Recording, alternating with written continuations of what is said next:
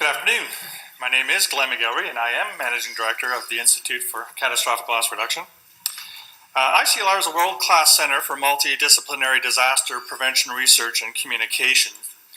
Our staff and our research associates are international leaders in wind and seismic engineering, atmospheric science, risk perception, hydrology, economics, geography, health sciences, public policy, and a number of other disciplines. I just want to take a few minutes to give you our view on water, looking at it through a catastrophic loss and a hazard risk reduction lens. From a societal perspective, flooding is the most common natural hazard. This is true both worldwide and in Canada, where roughly 40% of losses in the Canadian Disaster Database are from flooding. From a homeowner's and a home insurer's perspective, water damage is now the most common driver of insurance claims, surpassing fire in or around 2005. Water causes at least $1.8 billion of insured losses every year, much of it from sewer backup and basement flooding, often triggered by extreme rainfall events. Last year, many players in Canada, including several local governments, provinces, the federal government, and thousands of Canadians found out the hard way just how problematic water can be. In the span of just a few weeks, residents of southern Alberta and the Greater Toronto area were hit with major flooding, with a mixture of riverine and urban flooding in places such as Calgary, High River, and Canmore in late June, and urban flooding in parts of Toronto and Mississauga in early July. For those of you unsure of the distinction, riverine floods occur when a river bursts its banks, whether due to extreme rainfall, snow melt, ice jamming, or some combination thereof, while urban flooding is not directly associated with a body of water and is largely caused by extreme rainfall. The Southern Alberta event goes down as the costliest natural catastrophe in Canadian history, with $1.83 billion in insured damage and approximately $6 billion in total damage. The GTA event goes down as the third costliest disaster loss in Canadian history, with insured damage of just shy of $1 billion. Floods such as these have lasting effects on human health, the economy, infrastructure, public policy, property taxes, mortgage availability, and homeowners insurance, to name just a few. Floods can also wreak havoc on business and industry, both in terms of physical damage and these days in terms of disruption to global supply chains. In the months following the huge earthquake and tsunami in Japan in March 2011, many major Japanese manufacturers moved production to Thailand. Just a few weeks later, in July 2011, months-long flooding began, eventually inundating many of the country's industrial parks. More than 20,000 companies, at least 720 of them Japanese, employing over 790,000 people in 16 provinces were hit by floods. Several of Japan's big manufacturers, like Honda, Toyota, Canon, and Sharp, were affected.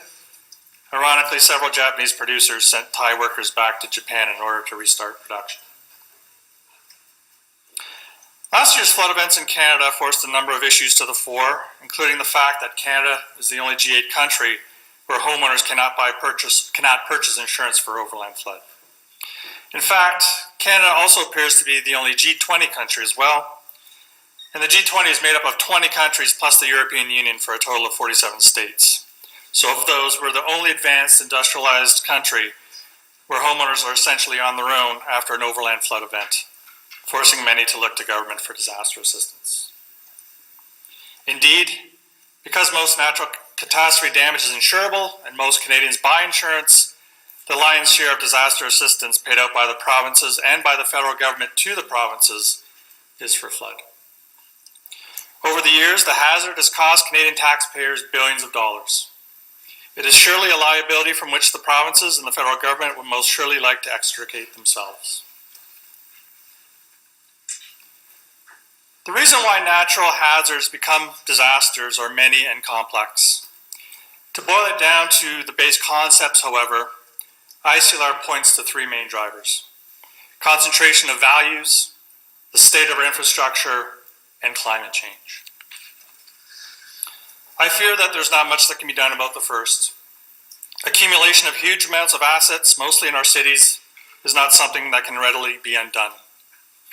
Indeed, we're in fact going the other way, as density has become the new mantra in urban planning. Just consider the number of condominiums that go up in Toronto year after year. Hand in hand with density comes the resultant loss of green space and growing amount of pavement and large roofs on big box stores, an increasing number of water consumers and wastewater generators being jammed into increasingly tighter and tighter spaces. These all increase the already monumental challenges being faced by stormwater managers. Much has been said about the poor state of Canadian infrastructure in recent years. In this country, we are tens of billions of dollars behind the eight ball on infrastructure renewal, with as much as 60% of our public-built environment being up to 100 years of age or older. And it appears that whenever the government releases a few extra billion for shovel-ready projects, usually to get people back to work, the funds go to the new ice rink or the new recreation center, those things that tend to get local politicians reelected. Stormwater management almost always falls by the wayside. Finally, and perhaps most disconcerting, however, is our changing climate. 2013 marked the fourth warmest year on record. March 2014 marked the 38th consecutive March and the 349th consecutive month with global temperature at or above the 20th century average. For the first time in at least 3 million years, the amount of carbon dioxide in our atmosphere exceeded 400 parts per million every single day last month. There's currently a myth, or a lie, making the rounds that the warming stopped in 1997 and there currently has been a pause ever since.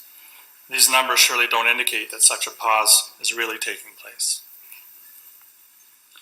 I was watching a rerun of the Big Bang Theory the other night where one scientist remarked that he was going to be on a global warming panel. I know that the show takes great pride in scientific accuracy, but I think they kind of fell down on that one, as kind of global warming is a term born from the media. Scientists call it climate change. It's called climate change because the fallout from the runaway greenhouse effect involves much more than just warming.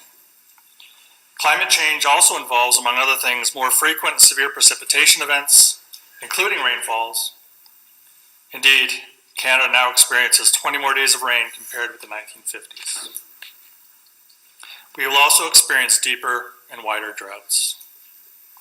Climate change is not coming, it is here. We have already seen significant changes in our climate from just 0.8 degrees Celsius of warming and barely 400 parts per million of carbon in our atmosphere. If we continue in the direction we're going, we will see 600 parts per million of carbon and several more degrees of warming just a few short decades from now. For every degree Celsius we go up, the atmosphere will hold 7% more water vapor. You do the math. In many cases, we know what needs to be done. Along with reducing the stranglehold that fossil carbon has on all of us, an area that neither I nor ICLR are experts in, we must strive to be more resilient. This is an area we are experts in. We must first work to get people away from water, not water away from people. This is where good land use planning comes into play. In a phrase, get them off the floodplain. This may involve buying out those situated in harm's way and turning the area into green space, as was done in the GTA after Hurricane Hazel in 1954. It also involves not allowing new development in the floodway, for any reason, at any cost.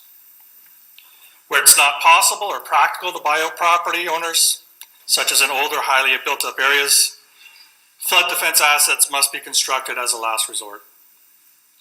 Those located in the flood fringe and outside it must adopt resiliency features at the lot and neighborhood levels. Homeowners must be encouraged to take actions to reduce the risk of basement flooding on their properties. This may involve re-landscaping, disconnecting downspouts, disconnecting foundation drains and connecting them to a sump, installing a backup sump with emergency power, and installing a backwater valve, among other things. Building code must change to include mandatory basement flood risk reduction measures such as backwater valves, which are not currently mandatory in British Columbia or Ontario. considerations include building higher foundation walls and banning the construction of homes with reverse slope driveways and below-grade walkouts that are located in floodways or on the flood fringe. Use of water-friendly building materials must also be considered. We must strive to replace old infrastructure with new, eliminating combined systems that not only contribute to urban flooding, but that also tend to lead to release of raw sewage and untreated water into natural waterways. We must work to upgrade sewer capacity, particularly to take future weather into consideration, and look to install temporary stormwater storage facilities in a bid to prevent storm sewers from becoming overwhelmed during rainfall events that exceed design. Along with replacing existing stormwater infrastructure with more up-to-date, separate, higher capacity systems, and using such solutions as underground stormwater storage tanks, we also need to consider the use of bioswales, rain gardens, permeable pavement, green roofs, high-capacity rain barrels, and so on. Along with hard and soft infrastructure, we must also foster the spread of certain public policy tools that are currently in place in just a small number of municipalities across Canada. Such tools include bylaws, making downspout disconnection mandatory, such as in Toronto and Markham, Ontario, and Quebec City, for example. Bylaws that make backwater valves mandatory, and use of stormwater credits that encourage less use of pavement and more use of grass and permeable pavement, such as in Victoria, BC, and Kitchener, Ontario. Finally, government must enter into a dialogue with the insurance industry about the creation of a flood insurance program for Canadian homeowners, as many studies show that quick flow of insurance claims money speeds up recovery after a hazard event. We are in for a future that will at once be very uncertain, but very certain. It is not yet clear just how much warmer and how much wetter it'll get, but it will unquestionably be warmer and wetter. Thank you.